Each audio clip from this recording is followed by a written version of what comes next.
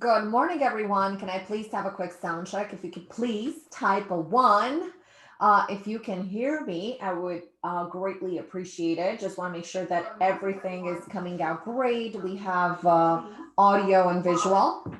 If you can hear me, I would greatly appreciate it. Just want to make sure that everything is.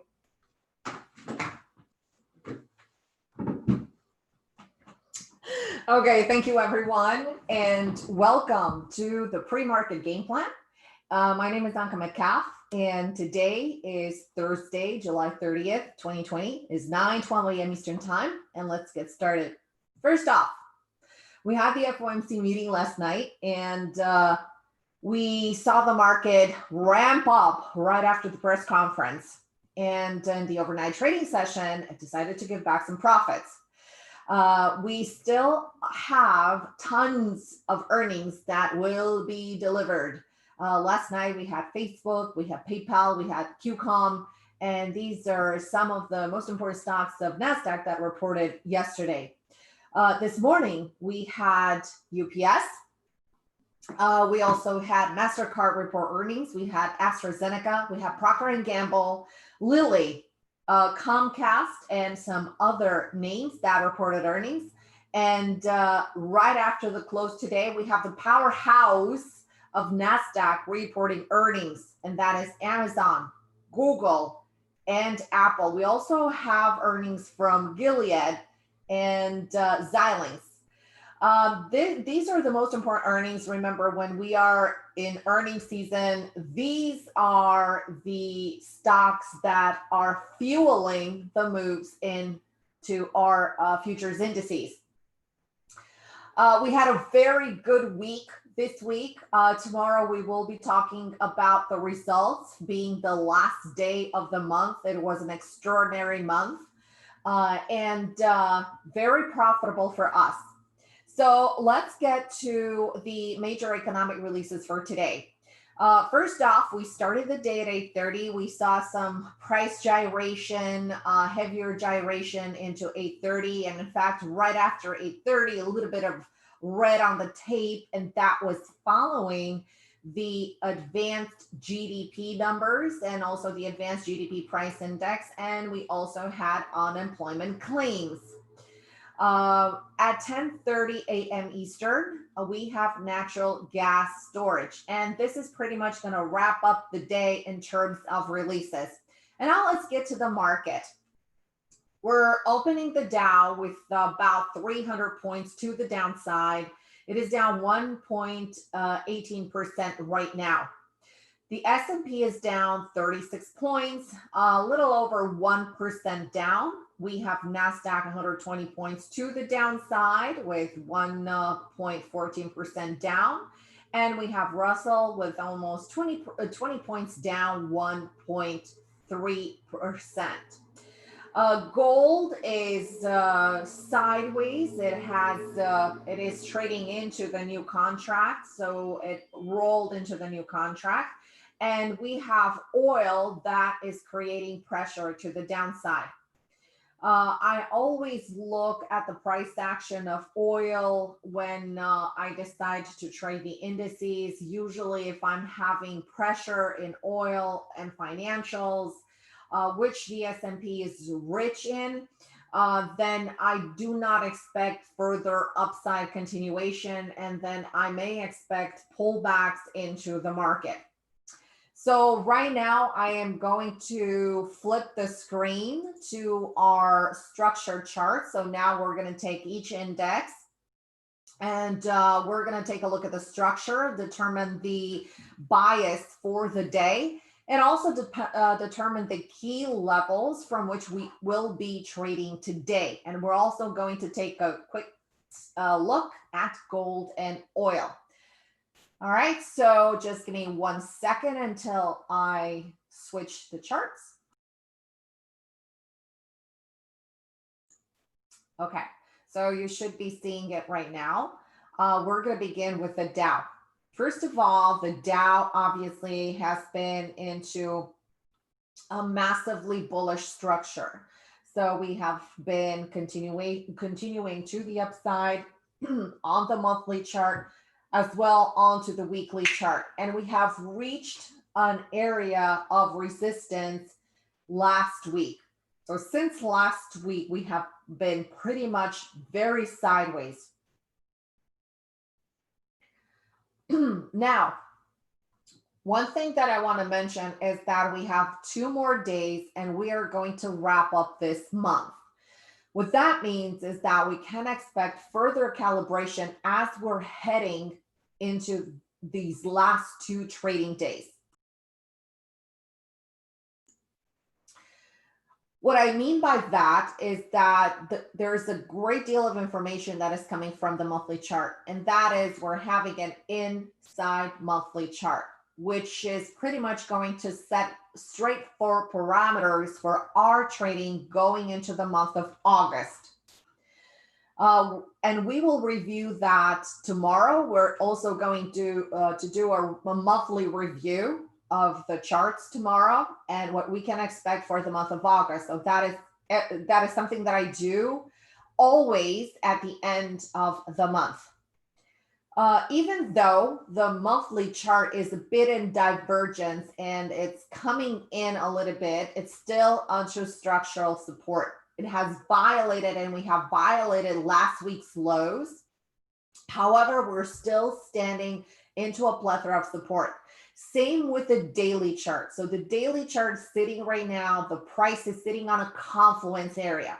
This confluence is deriving from prior pivot highs, and these pivot highs are throughout the month of June. And we're also trading, and these highs are creating minor support for current price action. And we're also trading on the 200 simple moving average. That is the second layer of support that we have. There's also a third layer of support, and the third layer of support is coming from 5 days of price consolidation into these lows, into the 26,300 zone that you can see here. We have a green line. Even if we get a pullback, and I'm expecting a release in price if we are going to get a release in price, but if we are going to get a release in price, we do have room for lower into the 970 to 900. And that point will become a decision point. We may get a flurry to the downside. And remember that a lot of the traders, a lot of the swing traders that are trading daily charts, they will have their stops into that location, into the 970 to 950, even into the 900. So what that means is that when the price is going to reach that zone, it may accelerate lower. The reason for that is that these individuals will have their stops there. Stops will get triggered. Day traders will get on board short and will force the flurry to the downside. So it will be a snowball. However, that area for some other traders, longer term traders, is going to be very appealing because that 970 zone to 950 zone will represent a buy area. So that is an algo rich area that can produce a pop into these indices. So with that being said, that is the longer term projection. Let's get into our 1 hour. So the 1 hour charting that you see here is very choppy, obviously. So we had a release in the overnight trading session that stalled at 4 a.m. So once again, for the second day in a row, the London session has been sideways. And you can see here that we have a harmonic type of red to green to red to green, sideways price range, releasing a little bit to the downside. And this was when the numbers came out. And right now we're trying to push a little bit further. So we do not have evidence to the short side or to the downside, to the upside or to the downside. So that means that we're going to start the trading session today with a neutral bias. My focus for the open is going to be to see if we establish a low and a high from which we can determine the directional bias into 10 o'clock, because we do not have any information right now that may be super high odds. And super high odds in my book is something well beyond 75%. And if I don't have everything line up with my technicals and with my parameters, with my timing into the market, and also with my trigger times, then I am not going to take the trade. I would rather miss the trade than be a liquidity provider for the market and have a losing trade. So with that being said, we do have a level of support that you see here at 26,101. We also have quite a wide void that we have into the 25,874. Now, remember that I told you that there's that 950 area that still holds tons of supports. This is somewhere in the middle, this confluence area. So I am going to be super focused to see if we can release to the downside because we have multiple layers. So one of them would be, so just remember the 26,000, the 950, and the 880 area. These are going to be the potential targets that if we slide to the downside, these are going to represent our profit levels. Now, please keep in mind that if I squish the chart a little bit, let me just squish it right now. We're still trading into an uptrend. So obviously the tendency will be to buy any kind of pullbacks that are forming. So with that being said, we do have obviously a sequence of higher highs and higher lows, and we have nothing else but two very wide ranges. Notice this purple line right here. This would possibly mean the bullish above for the trading session today, and that is going to be moderately bullish, very moderately bullish. And we have to wait for price evidence in order to take this trade. So I'm not going to take it blindly at the bullish above. I'm going to wait for price action confirmation into the spot to confirm that price may be getting ready to push higher. But the area, the bullish above area, may be over 260. And remember that there's that thin layer into 300 that was the common denominator for this whole entire week because we have created the coil around that zone. So basically we have two ranges. We have, I would say, a range within a range. So yeah, two ranges. So we have the bigger range from 26,100 all the way to this high right here of 27,060. And then we have a smaller range that is developing exactly into this spot. So this range is a mini range that is developed within the wider range, but we're still transitioning. So we're still into that uptrend. And that's why you saw into yesterday's trading session, as slow and painful as it was at the beginning of the session, the price transition higher. So the price is having ease moving to the upside, and it's not really having the velocity for the move lower. So that means that investors, traders, day traders, swing traders, they're still holding on to their positions. They're not easing out of their position. So the higher volume is still to the upside. So as long as this little cluster is going to hold here, we're going to be looking for a bullish above area into this 300 zone. Remember that there's still going to be a treacherous up move because we do have a declining 20 simple moving average and a 50 simple moving average here that are going to create a lot of gyrations for price, and it's going to create that selling pressure at this point. But if the price is going to manage, and if we're going to get that force to push through this level into the 340 to 350 level, then the price is going to fall back into the pattern and the price is going to transition higher, and we can see profit target levels of 400, 480, 500, and back into this 200 simple moving average, probably for the rest of the trading session today. And this is contingent on the low holding. So it'll be very important to see and we're going to take baby steps.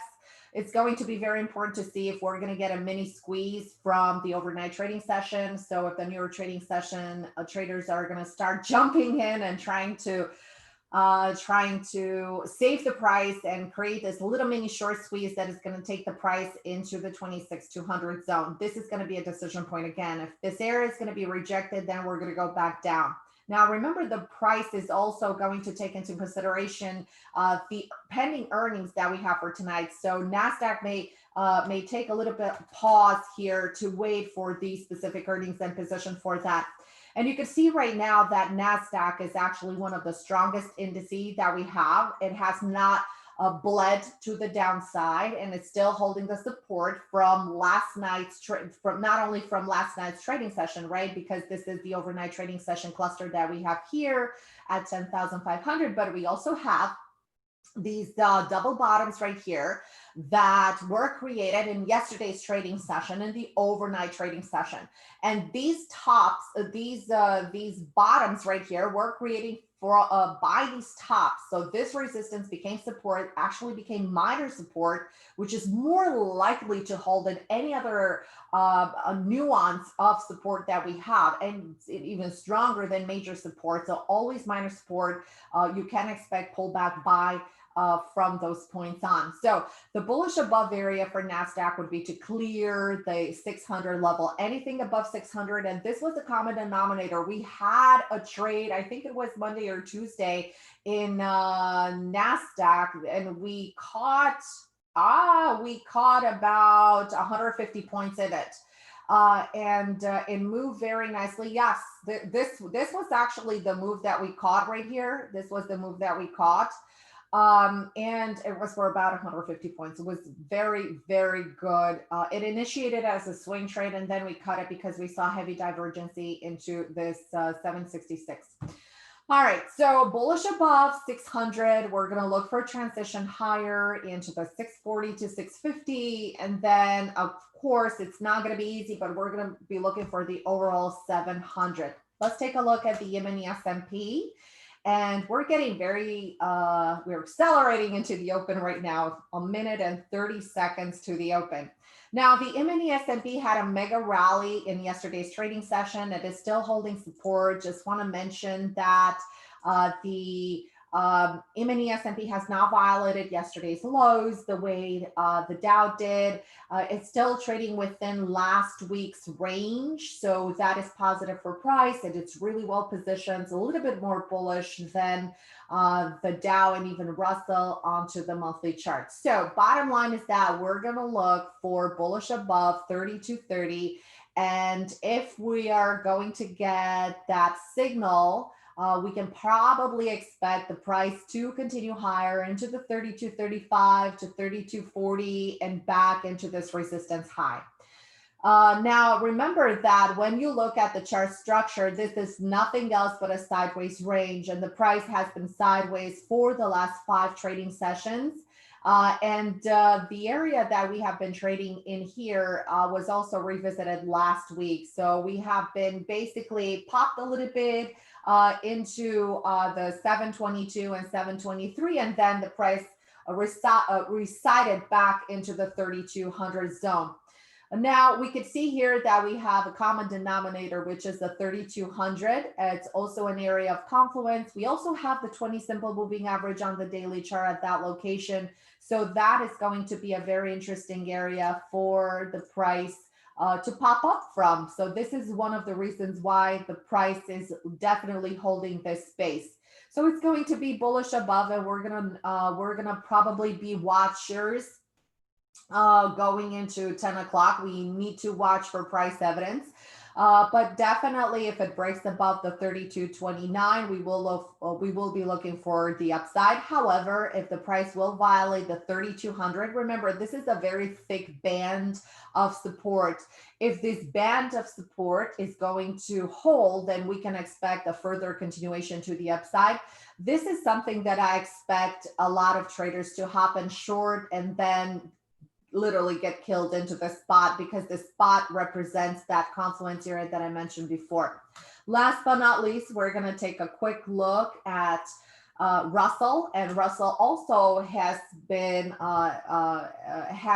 into a really massive sideways price action that you could see here. So basically, we're talking about a sideways range that has been going on for 2 weeks. So since 7/15, middle of month, we have been literally sideways, and you can see that we had taps on support, taps on resistance. Now, take a look at this support, these two support levels right here. We just mentioned that the E-mini S&P has a cluster of support. This is the type of this is the type of support that I'm mentioning. So a lot of traders will be caught short here, and then the price will rotate and continue to the upside. So be very careful when you're trading. So it is the most difficult pattern to trade. However, I'm noticing that we may get some continuation higher contingent on us breaking the 1485 to 1488. So this is pretty much what we have been looking for into yesterday's trading session targets. We had a trade in Russell. It was a successful trade in Russell. And we will be looking again for this area to expand higher. But again, let's wait for price evidence. I am going to go ahead and I am going to share again our screen. No trades in oil and no trades in gold. I find that gold is extremely volatile for day trades. It is not going to represent tight. It's not going to have any kind of tight targets, and it's not about the target, because definitely we can position size. What I'm worried about is the fact that it's extremely volatile. The risk to reward ratio is still asymmetric, so you're going to risk a whole bunch of money to make very little money if you're going to make that money. So right off the bat, I just wanted to put these 6 charts right here because we are still having heavy divergency. So you can see that NASDAQ is pushing to the upside while we have 2 indices that are gyrating down. Look at the bottoming tails. So they're trying to find their true average for the trading session today. All right, this was the pre-market game plan. We're going to get right into trading right now. And I will see you guys tomorrow for YouTubers, for definitely for a next session of the pre-market game plan. Hope you enjoyed it. I would really appreciate it if you subscribe to my channel, and I'll see you guys tomorrow with a brand new session of the pre-market game plan. Hope this was useful. Remember to be very cautious into the trading session today. Don't forget about the powerhouse earnings tonight after the close. And all eyes are going to be on NASDAQ. So most likely in the trading room, our focus is going to be NASDAQ, probably runner up into these massive earnings that we're going to have. Thanks so much, guys. I will see you tomorrow.